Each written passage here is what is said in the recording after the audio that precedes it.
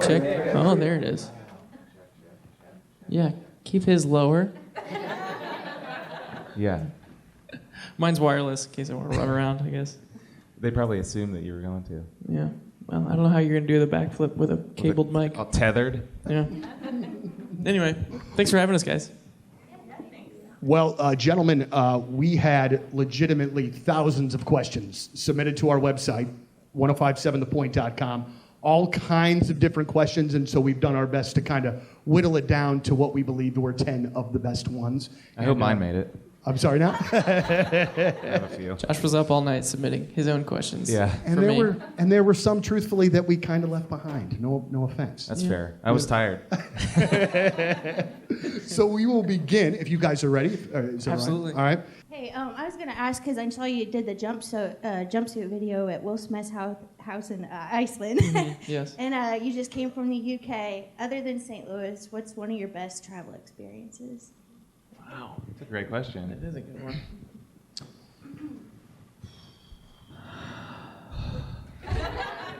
You think we'd be better at this? Yeah. Well, I will say everything kind of becomes a blur at some point because I mean we've been traveling a lot. Not to take it for granted, but it is kind of sometimes it's just like, whoa, where even are we today? So it is when something stands out, then it's it's a pretty cool place. I've got one. Yeah. I don't do enough. I do worry sometimes that when this is over, when I'm done traveling around and, my kids ask me, like, where have you gone?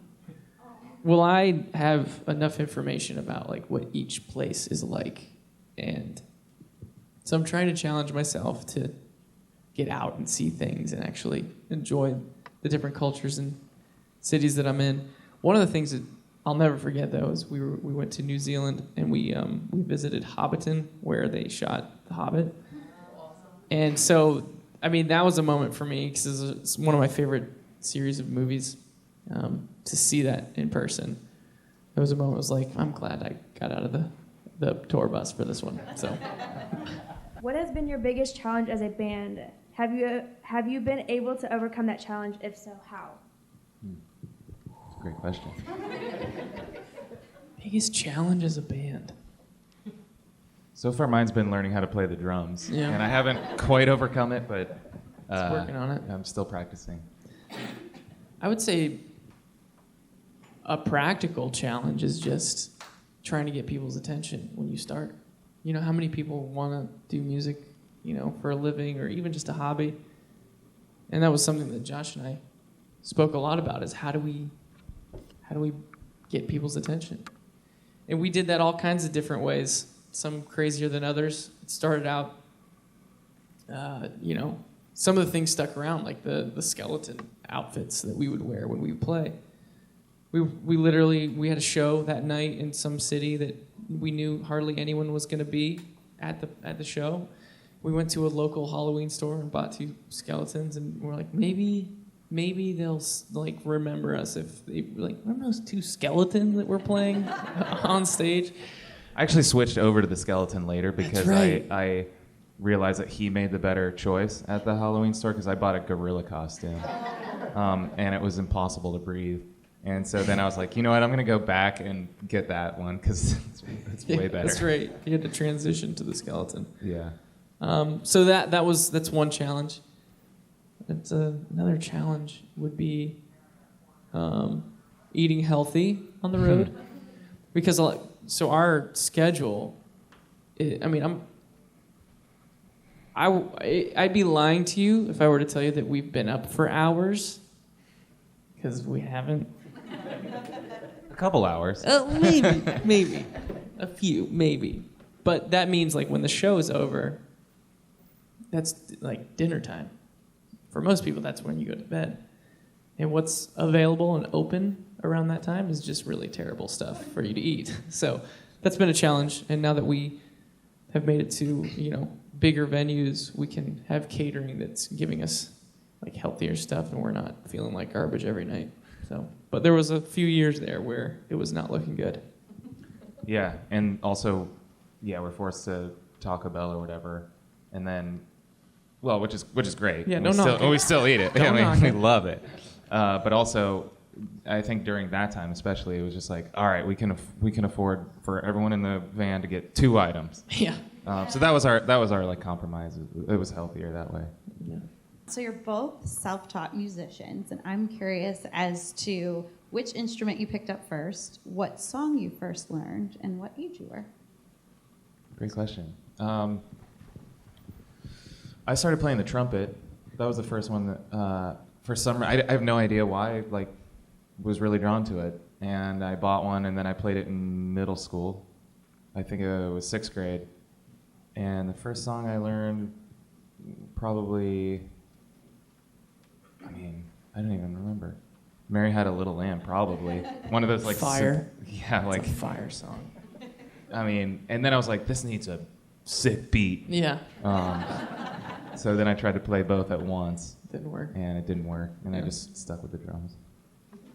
For me, my first instrument was the piano. It's actually a keyboard, so it's a tiny little thing. In fact, I was over at my parents' house a few days ago before tour started, and our family, extended family is getting larger. I have a couple of new nieces now. So my brother has a little baby girl, and my sister with her husband have a little baby girl as well. And they're sitting on the living room floor, and kind of the last family get together before we head out for a while. And to entertain the 2 little babies, my mom pulls out this keyboard, and no one realized that I was having a moment because I hadn't seen that keyboard in so long. Because to her, it was just casually, oh, here, pull this out. They're playing with it. Actually, Mia vomited all over it and didn't think much of it. But I'm looking at this thing, and I'm seeing the buttons on there to start the different songs and the visuals, and everything is coming back to me. Like, this is it. This is and I leaned over to my wife. I was like, that's the keyboard that I first started. Like, when I hit play, it played it for me, and I wanted to do it myself. And this is the thing I stared at for hours and hours and hours.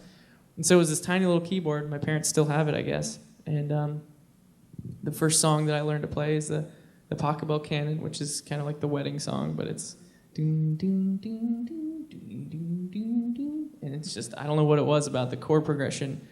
I loved it so much. And so, yeah. I think my story was better than yours. Sorry. So I'm in grad school to get my master's degree in graphic design. So a lot of times I get like really burnt out in like the creative process. Like I can't like create anything new. So I was wondering if you ever get stuck in that rut and like what you do to like pull yourself out of it.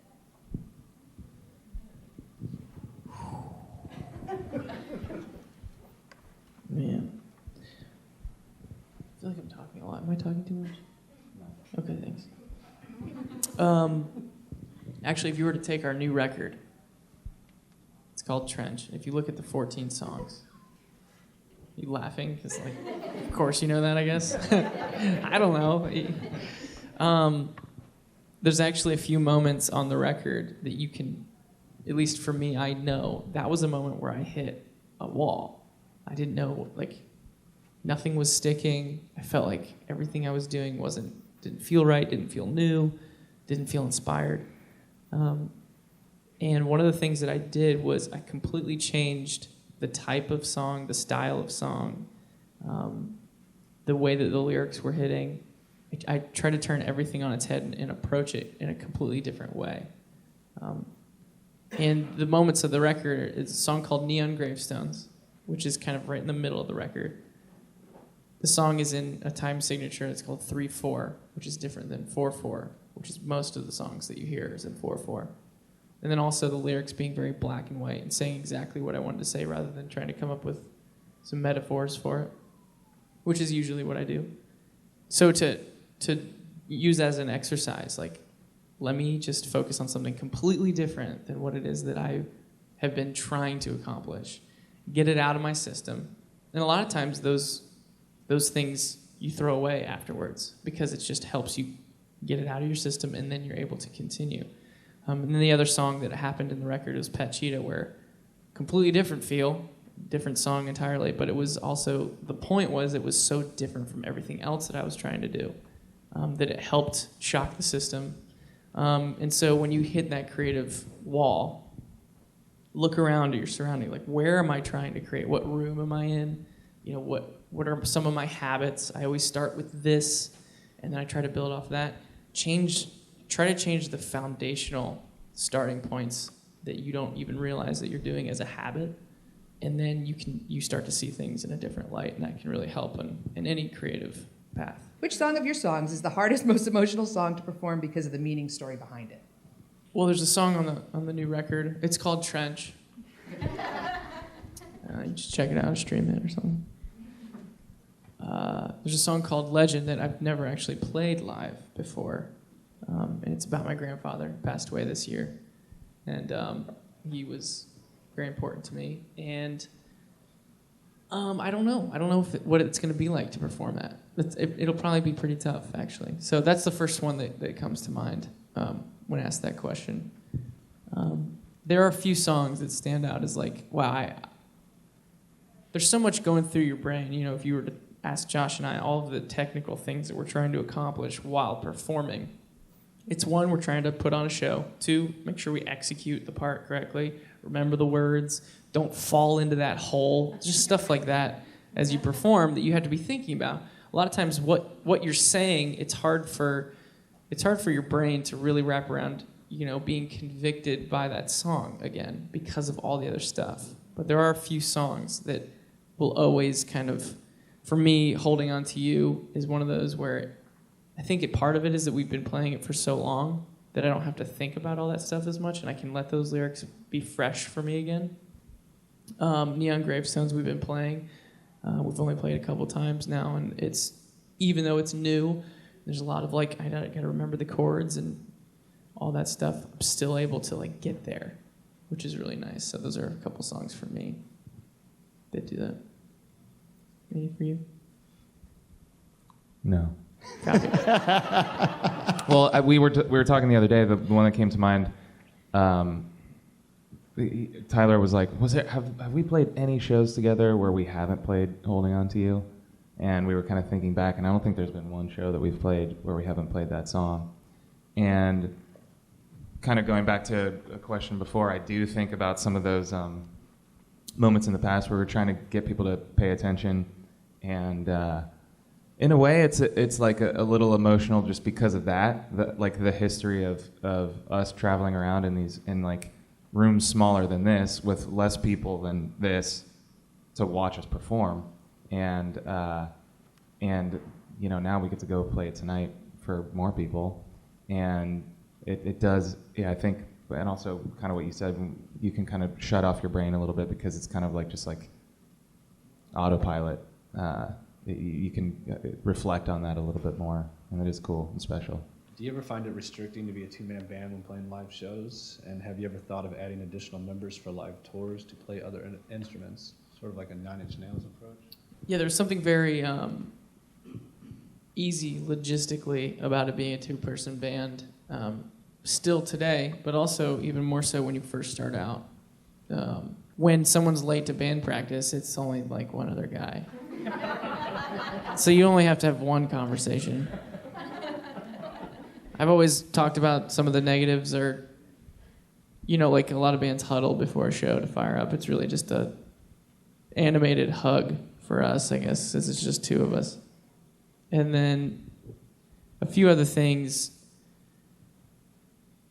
There is something about, we never want to be too comfortable on stage. We never want to feel like, oh, I've been here before, and this is very easy. And there's something about adding members, and there's something about that feels like it'd be solving a problem, and having kind of that struggle every night to like, I wonder if this is enough. Like, I know it's just two of us. We got to like try harder. Kind of helps to motivate. All that being said, I think that there's something really special about when, you know, a group of people are on the same page musically, and it's something that obviously we get a bit out of just playing with each other, but the more you add, it can be quite magical as well. So I would never rule it out entirely, but for right now, we like the challenge. If you were to only be able to release one of your albums, which one would it be and why? Just throw it out the window. You're released. Oh. You're released. Go find your home. Sorry we kept you caged in this house for so long. The rest of you have to stay. You have to stay here. I'm not sure whether to interject or not, just so we're clear here. I love that you're unsure of that, by the way. It's right where we like to be.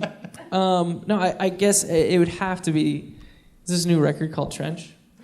That no, Has it been called this whole time? What? It's called Trench? Yeah. Okay. It's good to know. Yeah, I think it's we never wanted to turn our back on like old records. Obviously, those are very important to us. Things that still mean a lot to us today. But obviously, the latest thing that you've released is the most important to you at that moment because it kind of is a snapshot of who you are. And so we would probably say this newest one would be the one we would release. And also, it's got a bird on the cover, so it makes sense with the whole release metaphor. It's very true. Hi. I'm easy. It's going to be, what would you say is your weirdest fear? Weirdest fear? What's your weirdest fear? My biggest fear is talking in front of people. For real. It's weird. I don't like it at all, but... You know what's weird about it? We've talked about it, though. Like, if you were to just start removing one person at a time, at some point you'd be like, this is fine. It's like a conversation at that point rather than like a presentation. And maybe the microphone's not helping. It doesn't help. I think I've gotten used to it, but I've never, ever liked it in high school. I had to figure out like how to like write a paper or something instead of give a speech because I was crippling. And also snakes. For me, I don't know if I have a weird fear other than, I guess I'm not very like, it's hard for me to try new foods. But see, it's not like a fear as much as it's like I'm hungry and I want to take advantage of this moment with something I know is going to hit the spot. Right. Like, I'm not really into the whole, like, Magellan exploration side of the culinary thing that my wife loves to, like, I've never seen that before. Looks and smells terrible. Let's try it. Not into that, sorry. When you write your songs, do you create the music and find the words after, or do you write the words and the melody follows? This is a terrible question. I'm kidding. Jeez. What if I didn't say I'm kidding after that? That would have been really weird. Just leave it there. Super awkward. No, that is a good question. It does. I mean, the easy, kind of shorter answer to that is that it changes all the time. I think that when you'll notice in some of our songs, there's a section people would call rapping, and that's a moment where I've decided to write lyrics first, more times than not. And it's because when you work on a poem, I've always said that when you crack open the CD booklet of your favorite song, the thing you're most surprised about is how few words there are actually. Even though the song's like 5 minutes, you're like, wait, that's it? It's just that? But you forget about how long you hold out a word when you're singing it, and so it just kind of lasts longer. So when I tried to be more intentional about lyrics and wanted to write lyrics first, I'd work on this poem and try to construct it and bookend it and make it feel real nice. And then when I would try to put it to song, I realized it's just way too much. And so I didn't want to ruin kind of what I worked on and just started saying it on time. And then that's kind of how the rapping started. So it's either, but I would say most of the time it's music first, but then there are a few times where it's lyric first, and more times than not, that's when you hear the rapping side of things. All right, so the slow unfolding of Trench has opened up a new type of story building for 21 Pilots, and its release has inspired a lot of fan interpretations of this new world. And I was just going to ask, are there any key elements that you hope that fans take away from Trench when it comes to their own personal interpretations? That's not that great of a question. You are way better than with a microphone than me, though. Yeah, so. that you killed that. Do you know how to play the drums? Piano. Oh, piano? Okay. 2 piano players? No, I think I'd just be out. Well, he's good at playing the drums on the keyboard. That's if right. you got like one of Do those that. drum things. Yeah. You're out still then? Yeah. Okay. Yeah, no, the story, the narrative on this new record is something you could say I spent just as much time on as the music itself. There's something odd about like speaking about it into the air because it's almost kind of meant to be hidden. It's meant to be discovered. And there was an aspect of people discovering us that started to get lost as things got bigger. And I wanted the story to be something that could be discovered again. I think in broad strokes, the narrative is really about being in between two places. Feeling like you should leave one place, but you're not really sure where you're supposed to be going, where you're headed, but you know you're headed in that right direction. And I think that's a concept that a lot of people could find their own story inside of. I think we're all kind of in between those two places right now. We know where we're not supposed to be anymore, but we're not quite sure exactly what that end result is.